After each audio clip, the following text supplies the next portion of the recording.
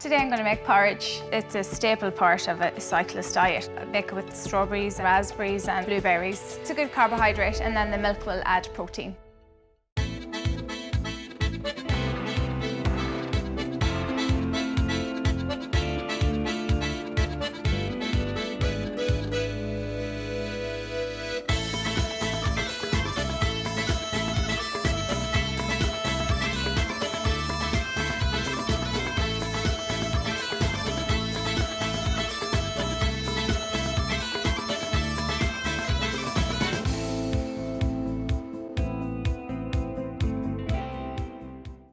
In my journey around the Basque Country, I've left the coast and come inland.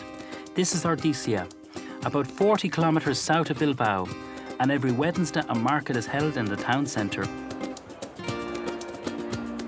Markets are always a good indicator of the local food culture, and I've been shown round by John Obide.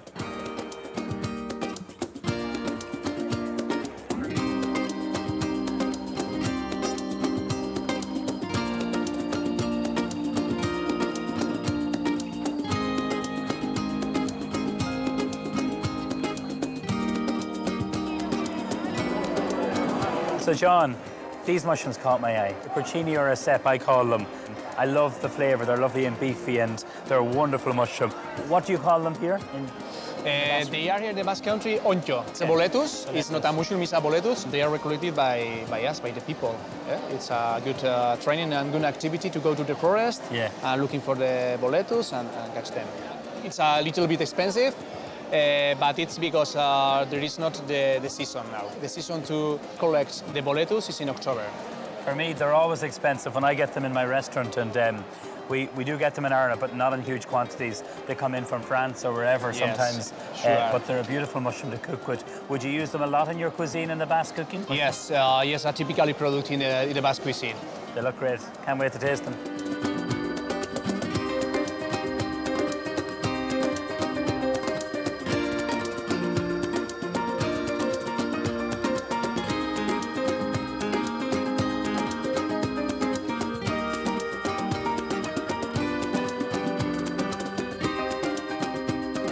This caught my eye. Olives. The olives, yes. Yeah, all the different olives, the different variety here. You know, we wouldn't usually have as much a selection in a market in Ireland. They're fantastic. So you eat a lot of olives here? Yes, we eat a lot of olives here. This is not a Basque product. I think it's a Spanish product. I see there's lots of different ways of pickling them, lots of different flavours. Do you have a favourite here? I like, for example, this one, this type of olive. This one. I'll just taste one when she's not looking. Okay. Yes, me too. Good. You like it? Delicious. I love the way, look at, they serve them up. People can taste things. There's a real generous spirit here, isn't there? You know, they give you food to taste and then you buy and everyone's happy. I love that way of shopping. It's good. It's good. Perfect. Now, so up here,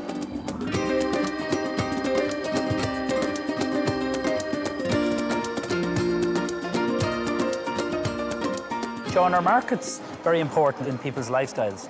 The Basque country, it's a little country and it's to a rural country. So we understand and we know the importance of the rural lands and areas. We understand the producers. As you can see, we have now the spring seasonal products. But every season, the colors of the market are changing. Okay, we have seasonal products.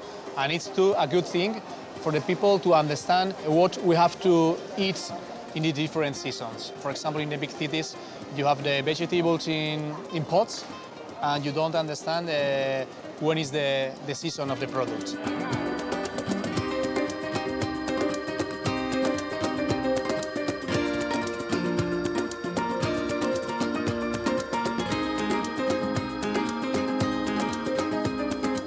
Okay, Neven, I want to show you two special products here in the Basque Country. And one of these is Idiazabal cheese, okay? Later we are going to know a little producer from Idiazabal, denomination origin, and the other product is the cider. We can taste a piece of cheese if you want, and then we are going to taste the cider in a cider house. That sounds great. To have the lunch. And okay? what's this? Is this the logo? This is the... Yes, this is the denomination logo. And do you want all cheese hours? Gold? Gold? Yes, wow. It's a very famous cheese in the world. That's, wow, brilliant. Okay, can we say that? So this is made with sheep's milk. Yes. Thank The you. idiazabal cheese is made with grow sheep milk. Gracias. Delicious. So, okay, do Very you good. like? I love it. And later we are going to taste the cider in a cider house. Sounds like a great day to me.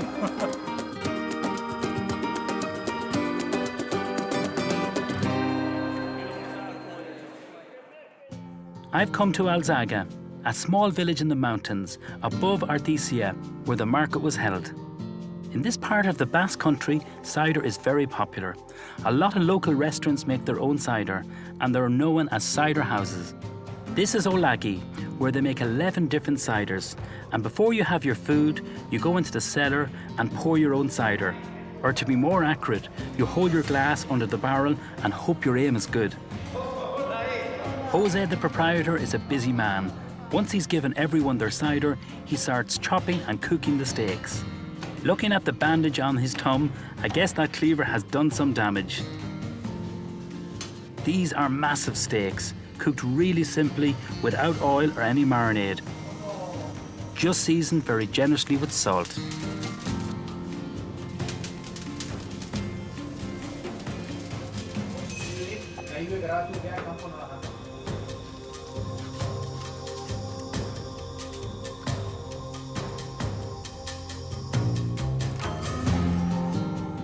Now, this is very different to cider we have at home. It's very dry, it's very flat, and it's cloudy, as you can see. Jose here makes 11 different types of cider using 30 varieties of apples. So he's very, very passionate about it. Some are slightly sweeter, but this one works really well with the beef. Speaking of which, thank you, Jose. It looks gorgeous. Gracias. Looking forward to this. So this would be the T-bone with the sirloin cooked on the bone, well seasoned, cooked lovely and pink the way I like my meat, and he slices it. So this would be like you put it on the plate, you actually don't serve it on a plate, on a platter like this, and everyone helps themselves. And then they run up and down and they have a nice drop of cider between each piece of meat that they have. So this is the beef, first of all. It's moist, tender, beautifully seasoned. So part of the menu here starts off with the cod omelette, and it's a salted cod they use in that. The next is salt cod cooked with some peppers, the steak, as we've seen here, and then this lovely Basque cheese made with sheep's milk, some quince jelly, and some fresh walnuts.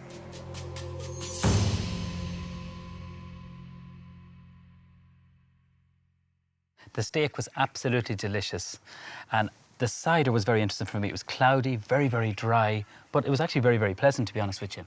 I'm going to use a couple of the ingredients that inspired me on my trip. Some wild mushrooms, which I'm going to talk to you about, a little bit of cider and some chestnuts. So dried mushrooms, and this is called a cocktail, a wild cocktail mix. Oyster mushrooms, shiitake mushrooms, you have girole in there, you have a little bit of cep, which are beautiful, beefy, expensive mushrooms. With these kind of mushrooms, you need to reconstitute them. What that means is just pour boiling water over the dried wild mushrooms for about maybe half an hour, that's all. And you have this lovely kind of mushroom liquor. But what it does, it softens up the mushrooms. So from this to this. So see the difference? They actually swell up and they absorb that liquid. Chestnuts. Now these are already pre-cooked, so they're soft, lovely in stuffing, delicious in soup. So this is some smoked duck, which I'm going to put into the soup. This is a local producer in Blacklion, Thornhill. So we smoke our own duck in Blacklion. So we do over a grill dome. A grill dome is like a barbecue. So over some oak chips or whatever kind of wood you prefer. Now you can buy smoked duck, but also if you're not a big fan of duck, smoked bacon is delicious in this. Okay, so for the soup, very, very simple. 1 onion, finely diced. So I'm going to get some thyme. I'm going to pick lots of lovely fresh thyme here. And an airfield of, sure, look at the abundance behind me here. It's absolutely stunning. Chop this nice and fine. You could put garlic into this soup. As I said, smoked bacon works really well. Okay, over in the pan, I have it already preheated, so I'm going to blast it up. And then we're going to put some rapeseed oil. Nice drizzle of this. So the onion goes in first. In goes these lovely mushrooms. The thyme, put that into the pot. These are the chestnuts. Scrape them all in. And then just let this sweat off for a moment. You can add some butter if you want to. Now, I'm going to put the lid on that just for a moment. Into this, some Stonewell, and this is a cider made in Cork. This is one we serve in the restaurant. It's a dry cider. It's not off-dry, it's not fully dry, so it's not. And we're going to put some smoked duck. So I'm going to chop the duck, and I'm going to keep some of that lovely fat. When you smoke, you render off a little bit of the fat. So this breed of duck is called a Peking duck. So it's a small breed of duck. Chop this just with the big knife, and then this is going to go into the soup. Lifting the lid off. Smells beautiful. Before I add any of the stock or the mushroom juice, I'm going to add in the Stonewell cider. The proper name for this is deglazing. Stir this through. So you've cooked that down. In goes your mushroom water. Look at the colour of it. Some stock, a homemade stock, or you can use a chicken cube if you want to. Just make sure it's low in salt. Cream, you can use half milk, half cream. And then you stir this through. And what I think the soup really needs and likes is black pepper. Lots of black pepper. And then finish it with some sea salt. And then just make sure to stir it all through. So I'm going to bring this to the boil. Then we're going to reduce the heat and cook it for 20 minutes until the mushrooms are softened. So after 20 minutes, the mushrooms are softened. The chestnuts are already cooked. So you'll notice there's no flour in the soup. So it's a really rich soup, but it is light to a certain degree, and that depends on how much stock you put in and also how much cider. You just blend it. So I want a little bit of texture. That's what you call a velouté. No flour, it's velvet, it's smooth. There's a little bit of texture, little speckles. I love that, so I do. Okay, we're going to serve it up. We're going to put a little bit of smoked duck. We just put 3 little pieces. These are some mushrooms. All I've done is just simply saute them off, a little bit of oil and butter, shiitake, a little bit of beech mushrooms, and then we have the enoki. So just going to spoon this here. Lovely texture. And just pour this just around the mushrooms. I'm going to put 1 more mushroom on top, just to kind of give that nice presentation on top. Finish it with some chopped chives and an airfield to grow these beautiful micro basil. So I'm just going to pick a little bit of this and then just finish this on top. Tiny little drizzle of some rapeseed oil, or nowadays, what you can get is an infused rapeseed oils with the likes of sep, garlic, even a little bit of chili in there if you wanted to. So just finish it with a little bit of black pepper on top. And I think you've got some real beautiful flavours from the market. So that's my wild mushroom, chestnut and smoked duck soup with some cider.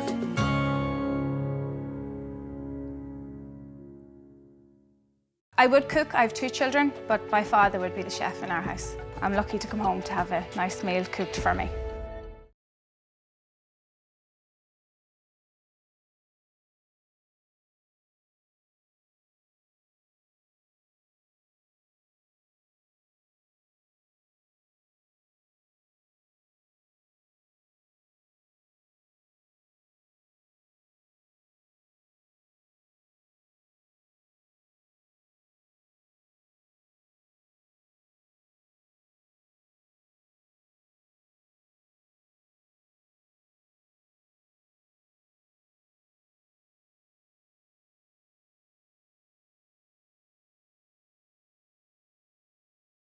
I learned to cook actually from my dad, my mum and my dad, but mainly my dad. My dad's a cook in the house, and I've learned all of my cooking off him. A section of the Camino de Santiago runs through this part of the Basque Country, and a few miles south of Ardicia, where I visited the market, is a small village of Segura. I've come here to be shown how to make cheese by Nico Gobero. His family have been making cheese here for 4 generations. Here we've got more or less 6-7 liters of milk, sheep milk. It's raw milk. So this isn't pasteurized? All natural. Okay. We take it this morning, and now it's 30 or 32 degrees. Would this milk be from all your farm here? Yeah. We are in the DO Idiazabal, and we are in association, and we must do all our cheeses only with the milk of our sheep. Warm it to 30, 32 degrees. Yeah. What's the next stage? The next stage is to put there the enzyme to coagulate the milk. And how do you get the enzyme? How do you get this? That's the 4th stomach of the little lambs. The little lambs with 24, 25 days. You could smell it. Yeah, so lambs have 4 stomachs. Yeah. Wow. The lamb have 4 stomachs. Very strong. Yeah, it smells like an old cheese. The little lambs, 24, 25 days, they must only eat only the milk of their mothers. They can't eat or hay or grass, nothing, only milk. So inside this is the pure milk? Yeah, it's a pure milk with the enzymes. Yeah, the enzymes. Yeah, to coagulate the milk. Now, we would call something like this like rennet that we use in Ireland to make cheese. Yeah. And how long do you hang it, and what's the next process of this? 15 days, 20 days. And you only use a small amount of this to set this amount of cheese? 10 grams to 100 liters of milk, only. It's amazing. very strong, very, Yeah. very strong. I put a little bit of this in hot water. I dissolve it, and now I'm going to put it in the milk. The milk must be in 30 or 32 degrees, Yeah. more or less. And then, You whisk. yeah, more or less a minute to mix it well. And now we must wait half an hour, 40 minutes, more or less. And would the animals be outside all year round here? Yeah, all the year they are outside. Only they're inside this year only 5 days because these days it was raining a lot or snowing maybe, and only these days. After 45 minutes, you'll touch it. It's not liquid. It's set. Now we are going to put hot water here. The temperature now is in 30, 32 degrees, and it must be in 38, 39, more or less. Okay. And then we'll put it inside. My grandfather, he used to cook with this. Oh, wow. But nowadays we must use stainless steel and plastic, and we can't use it. Now I'm going to cut it. We must cut it to take out the liquid, to be the cheese from one side and the liquid for another side. You're separating the curd from the whey, which is the liquid. yeah. You're doing this by hand. It's very interesting. Yeah, and you're shaping it now into Yeah. a ball or whatever Yeah, a shape. bowl, Okay. yeah. Yeah. It's hard. really firm. Yeah. So all that milk, this is what you get. Yeah. Now I'm going to take from here and I'll put it there in the mold. I'm going to push it to have a good shape. The cheese is kept in a mould for 6 hours before being turned out and left to mature in a cold room. This really is handmade cheese. The whole process took less than 2 hours. Some of the cheese is smoked, and that's what Eniko invited me to taste. It's delicious. It's salty, no? Yeah. Tiny wee bit. Yeah. A little bit of salt and a little bit spicy. Yeah. That's because of the natural the stomach of the lamb. You can taste a little bit of the smoke, but not too much. Not too much. Yeah. Only near the skin. Yeah, Yeah. it's delicious. Not more.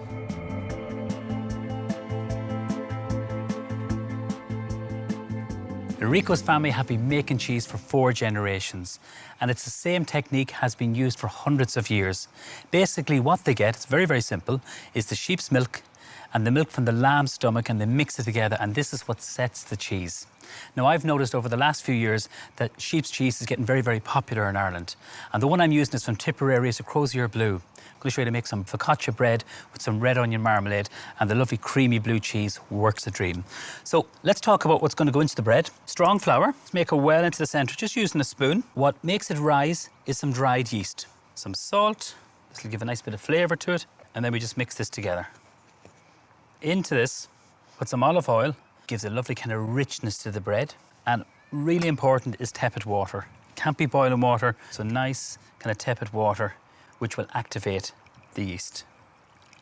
So you mix this all together. This would make a great dough for pizzas, and it's a great thing to get your family and children involved in. You can use a machine, but I think there's something very therapeutic about making bread by hand. Let the spoon do as much work, and then you get stuck in, you knead. So let's just feel it. It has that kind of soft, spongy feel. A little bit of extra flour. Just gonna put a little bit here. Empty this out. And then with this part of your hand here, this is the strongest part, you're gonna knead the bread just for a few minutes.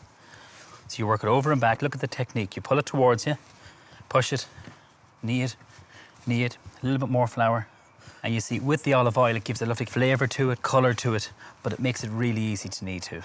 Now, if you're clever and you're making the bread, you can have everything weighed out. Your flour, your salt, and your yeast all mixed together in a little bag, throw it into the bowl, and then add in your wet ingredients. And if one hand gets tired, you can move on to the next. So what you're doing, you're kind of working the gluten in the bread. You're also getting a free workout at the same time. Now, still soft. I'm gonna put a little bit of flour into the bowl. This goes in. We've got to let it prove. Get some cling film, and then in a warm kitchen. It's nice and warm here in Airfield. If I leave this for about 30 to 40 minutes, especially when the sun comes out, it will double in size. So I'm just going to double wrap this here. So this is what keeps the heat in the bowl and traps the gas. So it's actually activated from the yeast. So from this to this. This is the exact same recipe, but it's just doubled in volume. This has been sitting here for about 30 minutes. So I wouldn't leave it any longer than an hour, but in a warm place, kitchen, not too hot at the same time. So I'm going to move this out of the way, and I'm going to show you a lovely topping. It's a red onion marmalade. I've just sliced some red onions. I'm going to heat my gas. So red onions, slightly sweet, sliced. I'm going to use some rapeseed oil. So this is some nice rapeseed oil from Donegal I'm using here. This is but 2 onions I've here, or 1 large red onion. I always think it's better to make extra because this will keep for weeks in your fridge. So into this, we're going to caramelize it with a little bit of brown sugar, soft brown sugar. And then what gives it the color, and I think the flavor, is some balsamic vinegar, and not an expensive balsamic. A drizzle of this, and you just bring this to the boil and you let this cook for about 20 minutes on a slow heat. So it caramelizes, it becomes sticky and sweet. So from this here in the saucepan, the raw onion, to this cooked onion here, which is cooled. Keep it in a Kindler jar, and fantastic. I absolutely love this. And I prefer it more sharp than sweet, so it's all to your own taste buds. So let's start to roll out the focaccia. It's risen, proved. So I'm just gonna get my tray here, which I've lightly oiled. And this is gonna be what I'm gonna roll the bread into. So let's knock it back first of all. A little bit of flour, and then just with your fist, right into the middle, like that. So you're releasing all the gas. So you prove it. So this is how you get a lighter bread, by making it like this. A little bit more flour, some on the board. When it proves, it's even lighter again, and you can feel it. It is a lovely, soft, spongy feel to it. So just using a rolling pin to roll like that. Turn it, roll like that. So lifting it, using the rolling pin to help you. See, people get very nervous about yeast bread, but it's actually very easy, and people love to make their own bread. So just push it down, right to the edge. And then what I like to do, just with your thumb, make 4 little incisions here, just little marks on the bread. We're gonna put some pesto. So this is made with some fresh basil, toasted pine nuts, rapeseed oil is what I use, a little bit of garlic and some salt and pepper and Parmesan cheese. Using the palette knife, and I love the way it falls into the little thumb imprints. So that's the first layer of flavor. The next layer is the red onion. I'm just gonna sprinkle this with the spoon and my fingers. So this is where you're gonna get sweet and sour. And if you wanted to, with the bread that we've just made, the focaccia bread, you can put tomato sauce and make a homemade pizza. So it's lovely even like that, but now we're going to use the Crozier Blue, and I'm going to cut it into nice chunks. It's one of my favorite cheeses. So you can cut it or you can break it, it doesn't really matter. And I'm just going to put 3 pieces of the cheese into the little pockets that I put my thumb in. So what I like to do is to put some rosemary. I think it works really well with this. Some beautiful rosemary here from Airfield. Pick tiny little sprigs. In the restaurant, we make a soda bread. Marie is the breakfast chef. She's an amazing baker, so she is. And it's just a soda bread with dried cranberries and chopped rosemary, and it's just beautiful and light. So I really like rosemary in bread, but it's up to you. And just put them underneath the cheese. Just push them into the bread. And just the last one. So every piece of cheese has a little sprig of rosemary. So I'm going to just finish it now with a little bit of rapeseed oil. Just over the top. Drizzle of that. And I'm going to put a pinch of sea salt, and this will give lovely texture and flavour to it. Now, let this kind of prove. Say about 20 minutes would be perfect for that. So it means it puffs up, and then it needs to go into the oven. So I already have the oven preheated at 210, and this will take roughly about 15 to 20 minutes until the bottom is golden brown. That's how you know when it's cooked. So this is what the focaccia looks like. It took 15 minutes in the oven at 210. That's a fan oven, so quite a hot oven. And what you're looking for, when it's golden brown underneath, it's cooked. And what gives it that lovely colour is the olive oil going into the bread mixture. This will keep for a day or 2. And if I was going to serve it, warm it up in the oven about 180 for about maybe 5-10 minutes. I think there's nothing nicer than making your own bread. And it's actually very easy to make. So what I would do with this is cut it into squares, leave it in the centre of the table, let everyone help themselves. That's my red onion and Crozier Blue focaccia.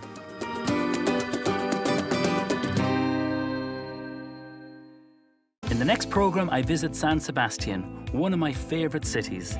And I call in on Senior Arzak, one of the world's best chefs, to learn the secret of their famous chocolate dessert. And of course, I'll be doing some cooking too. I hope you can join me.